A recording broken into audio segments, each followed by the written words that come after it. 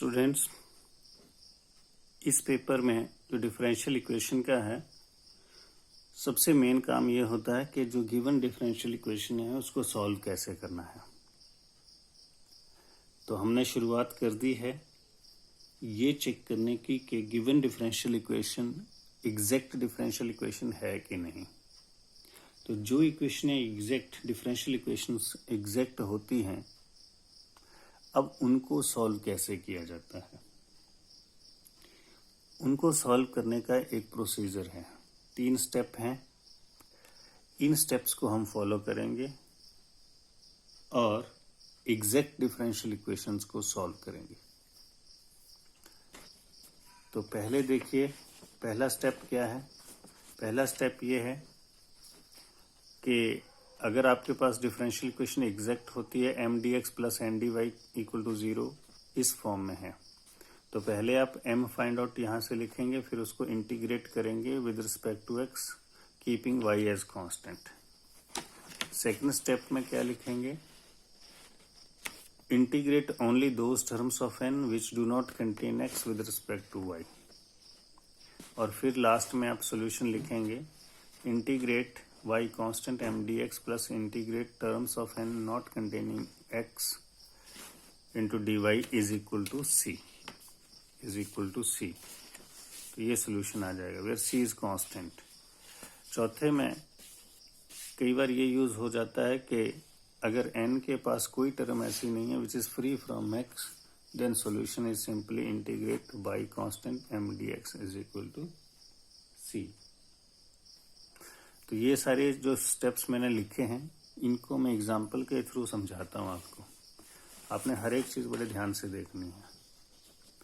Question मैंने लिखा ये x⁴ minus 2xy square plus y⁴ dx minus 2x² y minus 4xy cube plus sin y dy is equal to 0। इसको compare करना है आपने इसके साथ, इसके साथ m dx plus n dy के साथ। यहां से आप देखेंगे कि m हो गया मेरे पास x4 minus 2xy square plus y4, और n क्या हुआ, ये माइनस से अंदर मल्टीप्लाई कर दीजिए, तो n मेरे पास हो जाएगा minus 2xy square minus minus plus 4xy cube minus sin y। m और n मैंने लिख दिया। फिर पहले ये चेक करना है आपने कि ये equations given differential equation exact है भी कि नहीं, क्योंकि जो ऊपर वाला प्रोसीजर मैंने आपको बताया है सॉल्यूशन निकालने का, वो सिर्फ एग्जैक्ट डिफरेंशियल इक्वेशंस के लिए है। तो curl m over curl y कैसे निकालते थे, यहाँ पर y को कांस्टेंट मानना है और x के विद रिस्पेक्ट टू x को कांस्टेंट मानना, विद रिस्पेक्ट टू y आपने डिफरेंशिएट करना है। तो x का डेरिवेटिव तो 0 हो गया, 2x कांस्टेंट है, कुछ नहीं किया, y² का डेरिवेटिव 2y, तो 2y into 2x minus 4xy आ गया। y की पावर 4 का डेरिवेटिव 4y क्यूब। जब आप curl n over curl x करेंगे तो y को कांस्टेंट माना, y कांस्टेंट है, y को कुछ नहीं किया, तो x² का डेरिवेटिव 2x, तो 2 इंटू 2 4, माइनस पहले ही है तो माइनस 4xy। इसी तरह से x का डेरिवेटिव 1 तो 4y क्यूब, साइन y का डेरिवेटिव 0 क्योंकि यहाँ x है ही नहीं, तो y को कांस्टेंट माना तो साइन y का डेरिवेटिव 0 हो गया। इस तरह से देखो ये दोनों एक्सप्रेशन सेम हो गए। Curl m over curl y is equal to curl n over curl x आ गया। इसका मतलब हुआ कि ये जो इक्वेशन गिवन थी ये एग्जैक्ट हो गई। अब ये जो गिवन इक्वेशन है वो एग्जैक्ट है, तब इसका सोल्यूशन कैसे लिखते हैं। ये सोल्यूशन एक्चुअली आपको बना के दिया थर्ड स्टेप में। यही आपका मेन स्टेप है। जो फर्स्ट स्टेप है वो ये है, सेकंड स्टेप ये है, दोनों को मिला के थर्ड स्टेप बनाया। तो हम डायरेक्टली थर्ड स्टेप लिखेंगे, वो मैंने लिख दिया। अब इसमें क्या लिखा है, यही आपका मेन पार्ट है कि m लिखो, m लिख दिया, यहाँ y कांस्टेंट लिखो, फिर terms in n not containing x।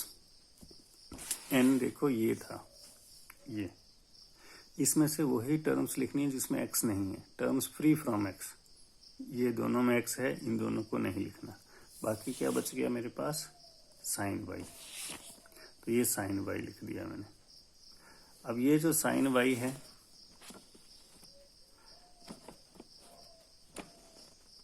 ये लिखा मैंने यहाँ,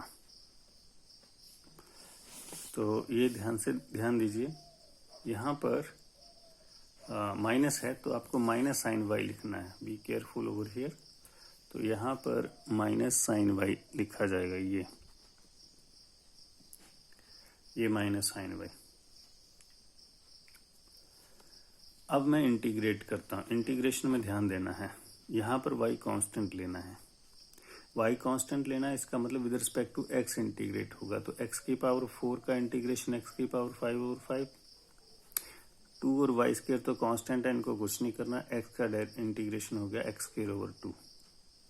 यहाँ y स्क्वायर कांस्टेंट है तो y स्क्वायर इंटू 1 एक्चुअली लिखा जाए, तो 1 का इंटीग्रेशन हुआ x, तो ये सारे का इंटीग्रेशन ये लिख दिया। अब देखो साइन का इंटीग्रेशन क्या होता है, साइन किसका डेरिवेटिव होता है, माइनस कॉस, तो माइनस माइनस यहाँ पर प्लस हो जाएगा। तो ये आपके पास इसका सॉल्यूशन हुआ, इज इक्वल टू सी। तो इस तरह से बच्चों आपने इंटीग्रेशन करके इसका सॉल्यूशन लिखा जो एग्जैक्ट डिफरेंशियल इक्वेशंस थी। अब 2 क्वेश्चंस मैंने आपको प्रैक्टिस के लिए दिए हैं, दोनों के सॉल्यूशन निकालिए और आपका आंसर आएगा जो मैंने लिखा है वो ये। Thank you.